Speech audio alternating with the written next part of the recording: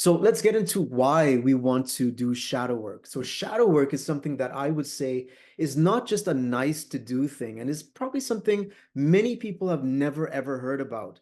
But I believe that this should be a part of everybody's vocabulary. We should all, at a certain point in our lives, understand what shadow work is and be able to actually start down the process of doing shadow work for ourselves, because it is the entry point into individuation. So you cannot get to the core of your true self, your authentic sovereign being, until you start doing shadow work, because shadow work allows you to strip away much of the social conditioning that obscures the true core of who we truly are. So it really is not only the key entry point into individuation, but it also helps you to get unstuck in life. So if you are at a point that you feel stuck, it basically means that you need to get in touch with maybe some unconscious aspects of yourself, things that are blocking you, things that are standing in your way that you have no idea of because they are in the unconscious mind.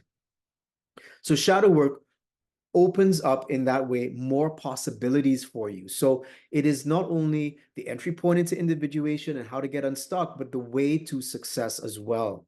It also is the way or the road to more authenticity, because shadow work helps you to see where you have allowed social conditioning to really sort of cover over the true self, and you have been editing yourself, or you have been holding back from exhibiting certain traits in your life. And so in order for you to become more authentic, shadow work is necessary.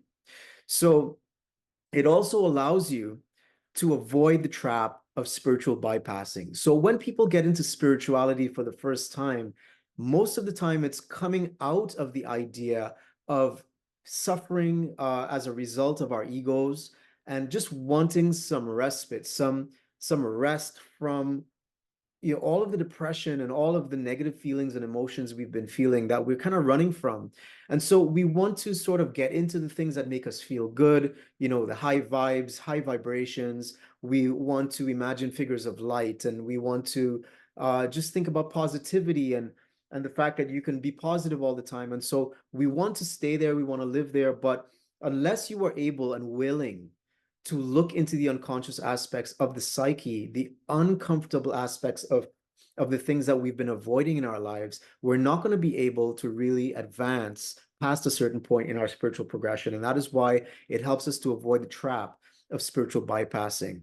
So it is, in that sense, it is necessary for self-knowledge, because knowing oneself is the key to our spiritual progress. But also, through shadow work, it helps us to be a conduit whereby we can help heal the world around us. It helps us to withdraw our projections, and thereby it allows us to use our gifts and talents as we delve more into our more authentic selves in order to better society. We can actually get in touch with that which we have been meant to embody in this lifetime, so that we don't just hoard it to ourselves, but we are also a conduit whereby we can bless the world and others around us. So I want to just get into a few quotes on shadow work and the importance of shadow work. The first one is by the man himself, Carl Jung, who coined this term and really sort of like fleshed it out. And so he says, one does not become enlightened by imagining figures of light, but by making the darkness conscious. So this is really important when it comes to the idea of what I mentioned before about spiritual bypassing. Most of us want to just stay on the high vibes and think about positivity all the time, but you do not become enlightened in that way, says Carl Jung, but by making the darkness conscious. And here we are talking about the darkness as it pertains to that which is in the dark, as it pertains to our conscious waking life. So in other words, these are things that are in our unconscious mind. In making the contents of our unconscious mind conscious, bringing them into conscious awareness, shining the light of consciousness upon them, this is how we progress on the spiritual path. Here's another quote by Carl Jung.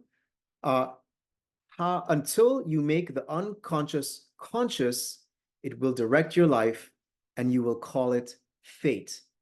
It's telling you that what we think of as events that we are just fated to experience, the same stuckness in our business, or the idea of the same types of people just continuously coming into our lives, people that we don't resonate with, people that trigger us and so forth.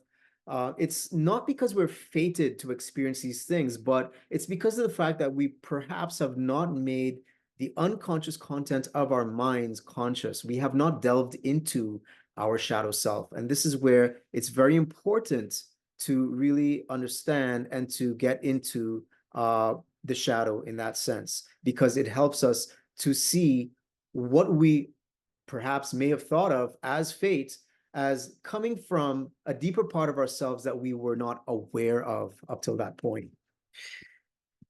Here is another really, really amazing quote, and this one is from Jesus. It's not found in the Bible, however, it is found in one of the Gospels, the what's called the Gnostic Gospels. This is the Gospel of Thomas. I highly counsel you to read the Gospel of Thomas because I believe that it contains a lot more of the authentic sayings of Jesus. And this one goes like this: if you bring forth what is within you, what you bring forth will save you. If you do not bring forth what is within you, what you do not bring forth will destroy you. So this cryptic thing within us that we can either bring forth or not bring forth is none other than the shadow. This is what is housed in our unconscious mind. And so what Jesus is saying here is if we can actually bring it forth, in other words, become conscious of it and integrate it into the fullness of who we are, then it can save us. It can actually propel us on our spiritual growth journeys. However, if we fail to look into our unconscious minds, it will always pull the strings behind the scenes. It will always be the thing that we think of that we're fated to experience. But Jesus is saying here, if you don't bring this forth, if you don't look into this, and if you don't actually allow this to come to the surface of your conscious awareness and integrate it into your personality, it will be your undoing. And this is very true because our shadows, if we do not allow them to become conscious, they can have a detrimental effect upon the experiences in our lives.